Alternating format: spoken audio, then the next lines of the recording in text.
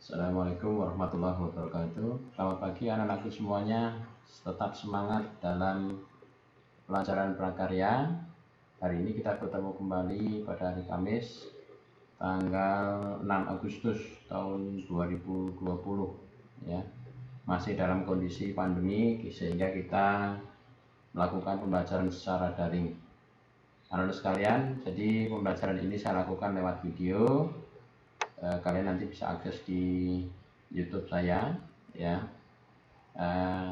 Sebelum pelajaran dimulai, silahkan kalian mempersiapkan buku prakaryanya sesuai dengan yang tampilan ini ya. Jadi buku yang kalian punya itu sama dengan yang Bapak ajarkan di sini.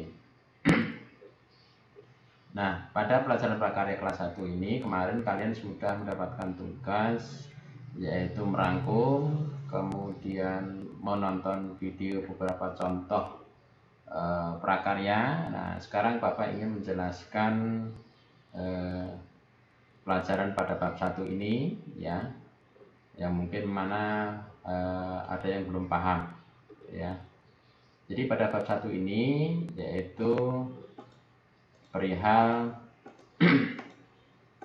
bab kerajinan ya, bab kerajinan berbahan serat alam ya. Jadi kerajinan berbahan serat alam. Nah, ini peta materinya ya. Jadi kerajinan serat, kemudian pengertian serat itu apa, karakteristiknya apa, pengolahan bahan, kemudian teknik dasar kerajinan bahan serat, kemudian proses produksi beserta turunan-turunannya ini ya. Nah, serat itu dari tumbuhan, hewan ya, jenisnya ya. Kemudian teknik dasar ini mencakup teknik tradisional ya, yang belum modern ya. Baik anak-anak sekalian, kita simak di kerajinan serat ya. Jadi kerajinan ini, istilah kerajinan ini sama dengan karya ya, atau kalau dalam pelajarannya pelajaran prakarya. Kalau zaman dulu disebutnya kerajinan. Jadi hasil produk sebuah karya itu disebut dengan kerajinan, kerajinan tangan ya. Nah, yang dilakukan oleh prakarya atau karya yang dilakukan dengan manual tangan ya, kerajinan. Nah, kerajinan serat. Nah, ini serat ini apa? Nah, kita nanti akan lihat definisinya serat ya. Ada yang serat makanan ya, itu sama sebenarnya kalau kita mendengar istilah serat ya. Cuman istilah serat ini adalah sebuah potongan-potongan bahan yang memanjang ya. Jadi seperti halnya benang memanjang, yaitu serat. Di pohon pisang itu ada seperti benang-benang di dalamnya. Kemudian bulu domba itu juga seperti ada seratnya ya. Oke, lanjut. Kita ketahui bahwa Indonesia ini merupakan negara kepulauan yang terdiri dari berbagai macam suku, kemudian budaya. Nah, ini mempengaruhi hasil kerajinan di masing-masing tempat, memiliki karakter-karakter atau sifat-sifat yang berbeda. Nah, budaya ini mempengaruhi terhadap hasil kerajinan. Tentu akan berbeda-beda. Nah, kita bersyukur pada Allah bahwa Indonesia ini merupakan negara yang sangat kaya ya. Tanahnya subur, tanaman atau hewannya itu terdiri dari berbagai macam jenis ya, baik di darat, di laut, itu bermacam-macam. Nah, itu salah satu potensi serat alam. Nah, berbicara serat, ini juga ada serat alam dan juga ada serat sintetis. Kalau serat sintetis itu adalah serat yang tiruan terbuat dari bahan kimia ya. Yang kita bicarakan di sini adalah serat alam ya. Nah, Nah, ini banyak sekali di Indonesia, terdiri dari bahan-bahan tumbuhan ataupun bahan-bahan hewan. Apa saja? Nah, kita lihat ya. Apa saja ya. Nah, dengan serat alam ini kita bisa, harapannya itu memunculkan ide kita untuk membuat sebuah karya ya, dengan memanfaatkan sumber daya yang ada.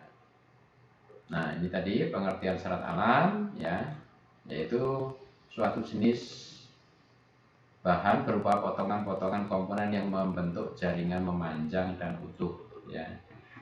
Memanjang dan utuh artinya panjang ya, tidak terpotong-potong. Nah, itu pengertian serat. Nah,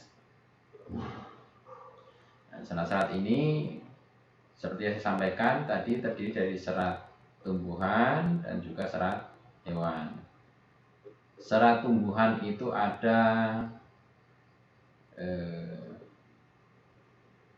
yang berasal dari buahnya, juga bisa serat yang berasal dari batangnya.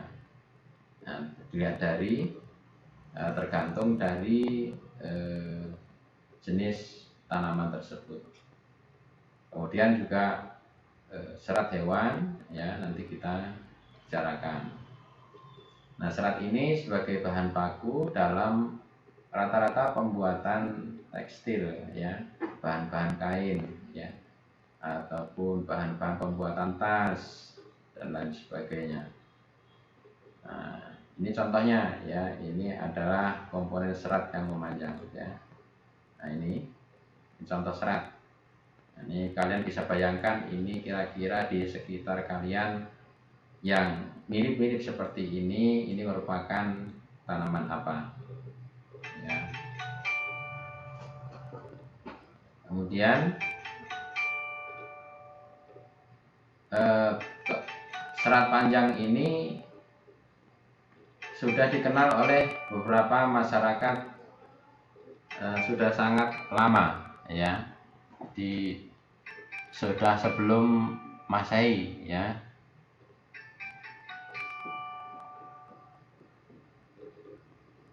Sudah sangat lama ya.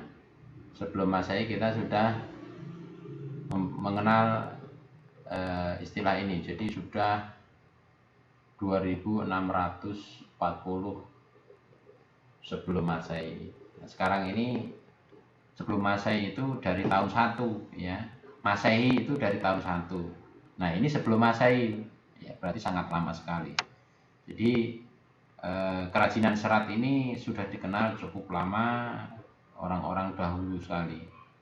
Jadi orang-orang sekarang harusnya jauh lebih pandai, lebih pintar dibandingkan orang-orang dulu. Karena apa? Sumber informasi sekarang ini sudah dimiliki ya. Baik melalui media internet, media buku. Kalau zaman dulu tidak ada, murni dari turun-temurun kerajinan itu. Nah, sekarang harusnya anak-anak sekarang itu jauh lebih kreatif ya, melihat sesuatu bahan itu kemudian muncul ide untuk dijadikan sebuah karya. Kenapa? Kalau serat ini merupakan kebudayaan kuno ya, kebudayaan kuno yang sudah diketahui oleh masyarakat terdahulu. Nah, itu. Nah, ini contoh gambar, ini adalah serat sutra yang dari hewan ya. Nah, ini tergolong serat mewah karena memang proses menghasilkannya itu dengan cukup sulit ya, karena harus mengembangbiakan ulat sutra. Kemudian proses pengambilan benangnya, kemudian pemintalan dan seterusnya, prosesnya cukup panjang. Nah, jenis dan karakteristik bahan serat ya. Bahan serat ini seperti yang saya sampaikan di awal ya, ini ada yang berasal dari serat tumbuhan dan juga berasal dari serat hewan. Apa saja yang dari serat tumbuhan ya? Yang pertama adalah serat dari biji ya, serat dari biji. Contohnya itu biji dari pohon kapas dan kapuk ya. Nah, apa bedanya kapas dan kapuk ya? Kalau kapas ya dihasilkan dari pohon kapas ya. Kalau kapuk itu adalah dari yang kita kenal adalah pohon randu ya. Biasanya digunakan untuk bantal guling ataupun kasur. Nah, sebelum kita kenal busa ya, ini kita kenal kapuk terlebih dahulu. Nah ini sedikit ada kemiripan antara kapas dan kapuk, dilihat dari teksturnya. Nah ini contoh gambarnya. Ini adalah kapas ya, kapas. Yang ini adalah kapuk, pohon randu. Mungkin yang asing bagi kalian adalah pohon kapas ini. Tapi kalau pohon kapuk kalian sudah sering melihat ya. Ini bisa dimanfaatkan ya sebagai sebuah karya. Nah ini serat-serat alam ya, contoh serat alam. Kemudian serat dari batang ya. Ini banyak ya. Ada dari pohon anggrek, melinjo, mahkota dewa, beringin, kemudian rosella, rami, orena ya. Nah, ini anggrek ya. Kemudian juga pohon pisang itu juga bisa dijadikan serat. Ini serat melinjo ya.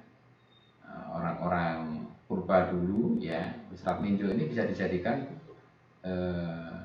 jadi baju ataupun celana ya. Ya karena belum ada penemuan tentang kain waktu itu ya. Ini mahkota dewa, kemudian ini pohon beringin seratnya ya, kulitnya ya, kulit batangnya ini ya. Ini bisa dimanfaatkan pohon beringin, kulit batangnya ini dijadikan serat yang memanjang. Kemudian serat dari daun ya. Nah, ini daun mendong. Daun mendong ini biasanya digunakan dalam pembuatan tikar ya. Tikar. Kemudian serat dari nanas, mungkin kalian juga sudah familiar. Ini proses pembuatannya biasanya direndam, kemudian ditumbuk-tumbuk, direndam lagi sehingga dari pohon nanas ini, daun nanas ini akan muncul serat-serat seperti benang-benang yang memanjang.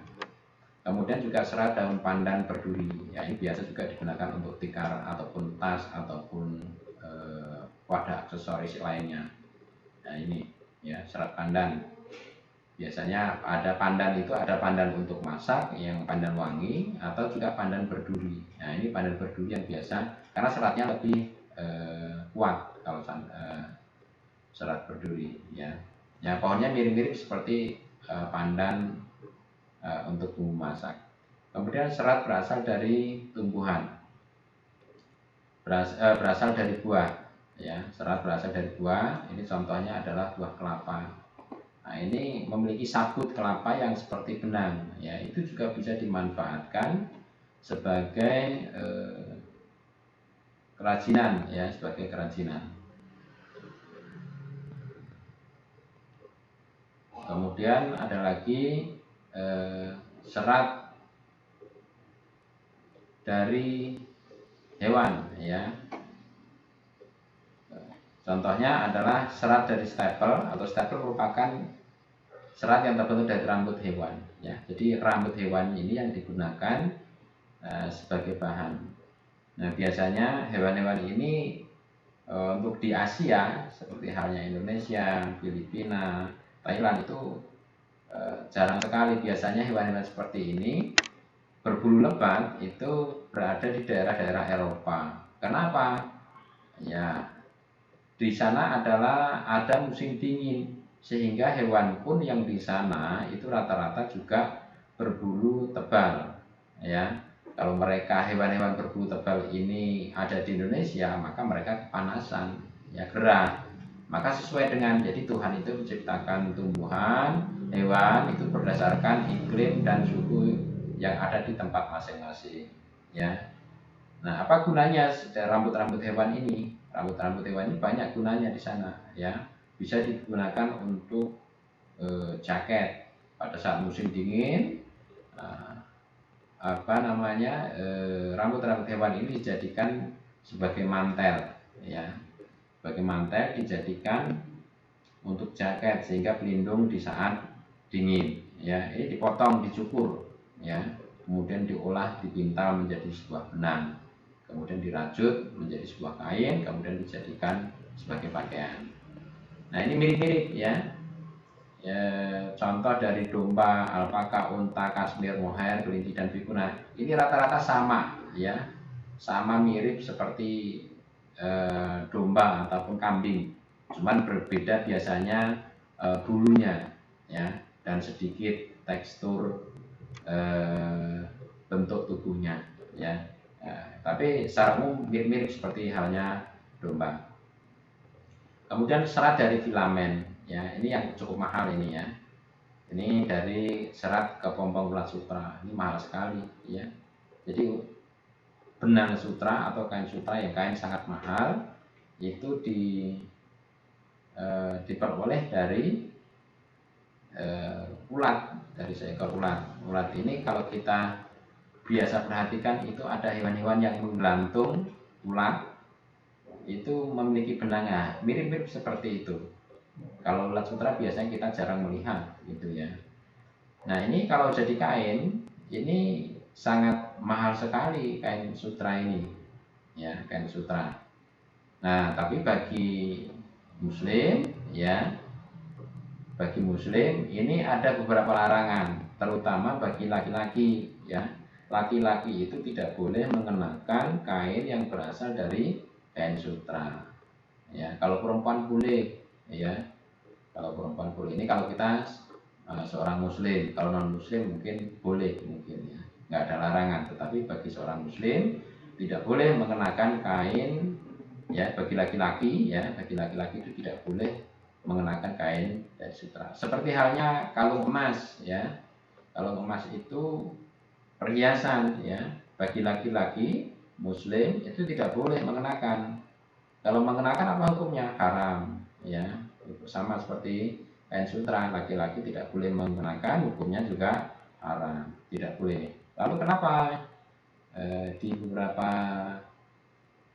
di sekitar kita itu ada laki-laki muslim menggunakan kalung emas ya?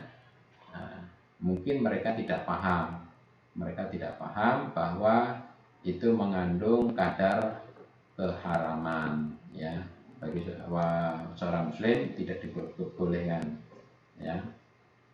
Ya, haram itu ya haram hukumnya, sama seperti halnya kita memakan daging babi, hukumnya seperti itu. Oke, lanjut selanjutnya. Kemudian pengolahan ya. Jadi untuk menghasilkan sebuah kain ini prosesnya cukup panjang. Yang pertama adalah pemintalan ya. Dipintal ini artinya dipelintir-pelintir sehingga menjadi sebuah benang ya. Kemudian sudah jadi benang, kemudian digulung ya, digulung. Ini alat sederhananya seperti ini. Kemudian kalau jika ingin memberikan warna, dicelupkan sebuah warna.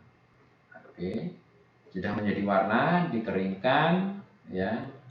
Habis itu ditenun ya, disusun ya menjadi sebuah kain. Kalau sudah jadi kain ya bisa menjadikan sebuah pakaian.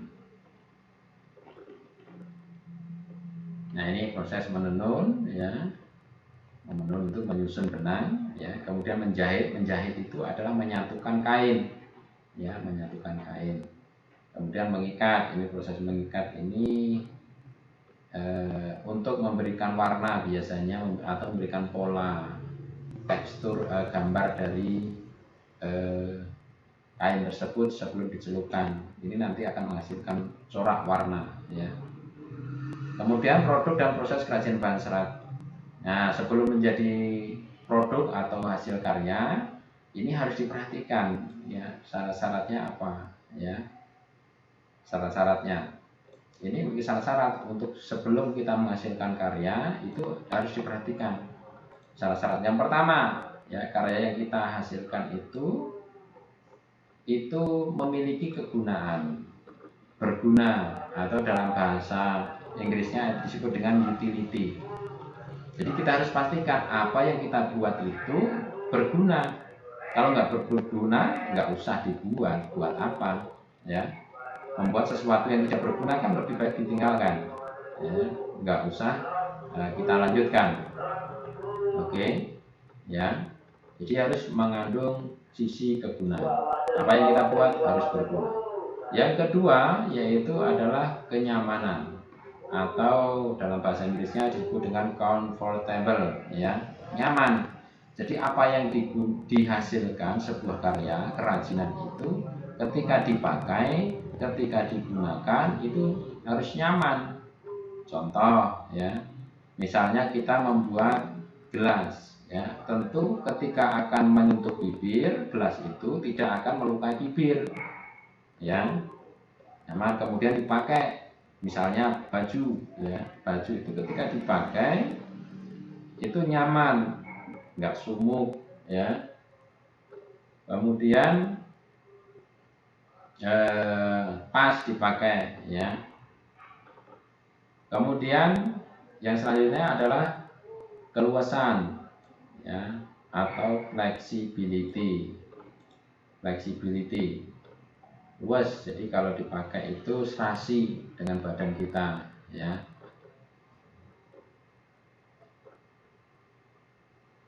Masuk aja apa Mbak, ya. Jadi keluasan atau flexibility, ya. Jadi dipakai itu sepatu sesuai dengan anatomi, ya. Jangan sampai membuat sepatu seperti halnya sepatu badut, ya, itu kan nggak luas, ya.